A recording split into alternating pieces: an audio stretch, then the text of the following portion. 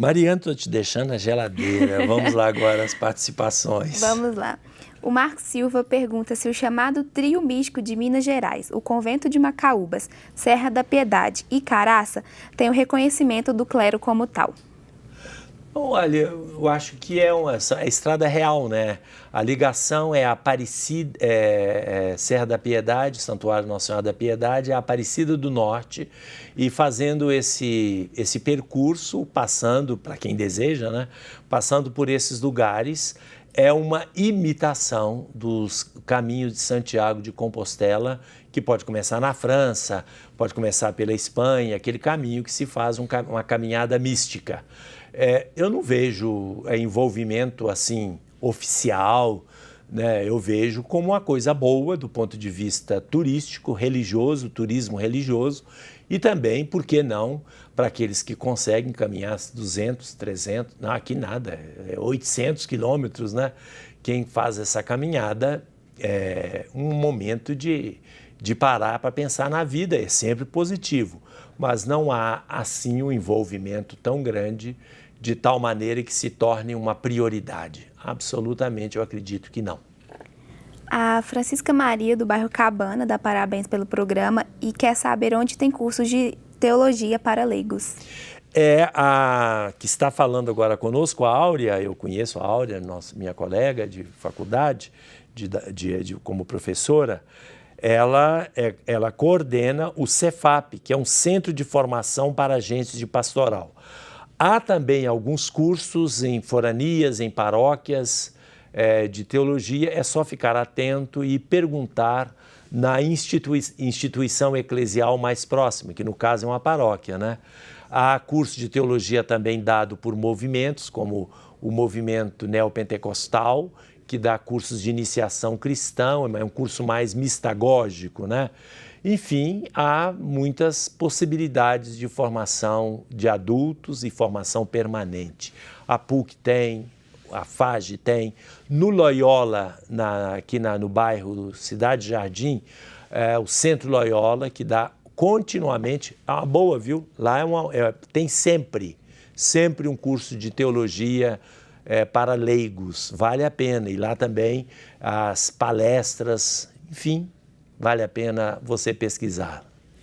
O Petrônio Cipriano, do bairro Jardim Leblon, pergunta por quanto tempo a presença real de Cristo na partícula consagrada permanece conosco depois que comungamos. Presença real enquanto se mantém as espécies eucarísticas, o pão e o vinho. Naturalmente, a dissolução do pão no nosso organismo termina a presença sacramental. É muito simples, gente.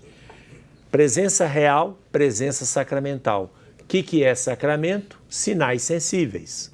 Então, a presença real se dá no momento da comunhão. A partir do momento da comunhão, aí a presença real cede lugar à presença real também, mas na comunidade cristã, na igreja, na assembleia litúrgica. No batismo, quando se dá a presença de Cristo batizando, no derramamento da água. Então, na Eucaristia, a presença real no cristão, não estou falando na hóstia consagrada. Na hóstia consagrada, a presença real está enquanto a hóstia for conservada, tá? O sacramento for conservado. Eu estou falando quando nós comungamos.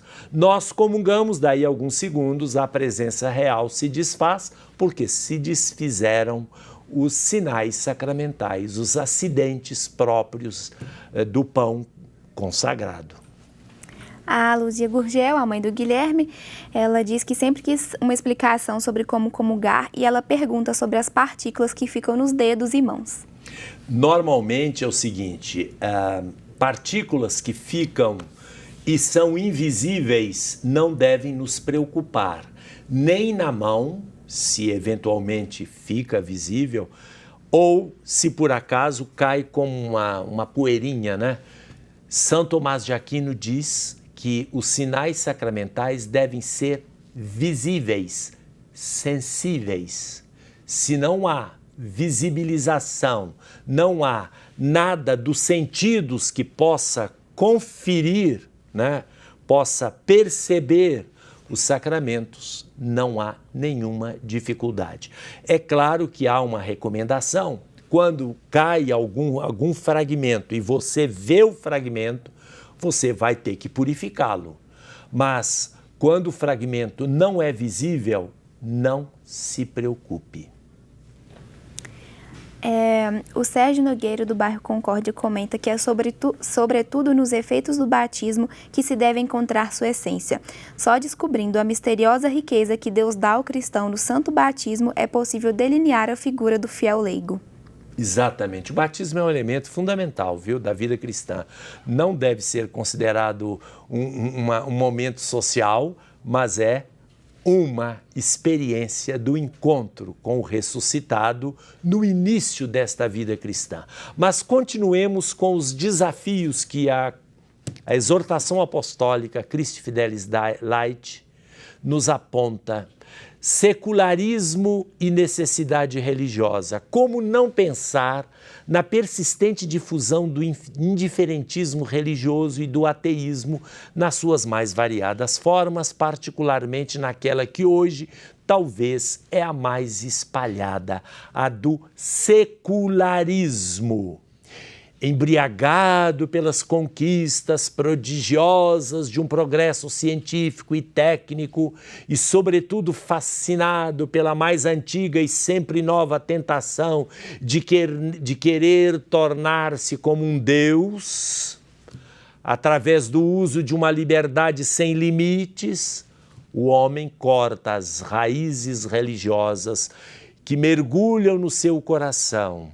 Esquece-se de Deus, considera o vazio de significado para a sua existência, recusa-o, prostrando-se em adoração diante dos mais diversos ídolos. Essa semana, por exemplo, teve um caso muito interessante. O presidente francês foi visitar a Conferência dos Bispos em Paris, na Casa dos Bernardinos, para ter um colóquio com a Conferência Episcopal da França. E o Emmanuel Macron, né, ele encontrou-se com os bispos e fez um discurso memorável, dizendo que a França e a fé católica estão intimamente vinculados. A cultura francesa e as raízes da própria formação da França, como tantos países ocidentais, estão ligados à fé cristã ou fé cristã católica. E por isto mesmo ele diz que a Igreja Católica na França deve ser uma parceira, ajudando o governo a lidar com os problemas mais sérios do ser humano, as angústias, a falta de sentido da vida, enfim, fez um discurso muito interessante. O pessoal do Partido Socialista no dia seguinte e nos dias seguintes, a gente viu, ficou furioso, porque a França é um país secular.